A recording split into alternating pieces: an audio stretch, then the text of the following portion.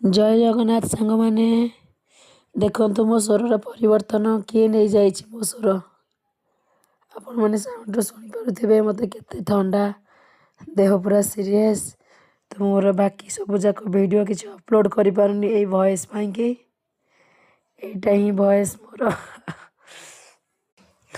आमे आस्तलो हमर बड़ ननद मैरिज को सेठी पूरा ननद हमर काम करे करे मते एते ठंडा करे दै जंदी भय सहित मोर चेहरा भी पूरा बदली जाइए। ये सब आम गोष्ठी भाणीजी मैंने देढ़शुर भौणी समस्ते एका एका खाई चलती मु आसिक ननद घरे कम करी मो अवस्था आप स्वर जापारे देखा दूर कथा।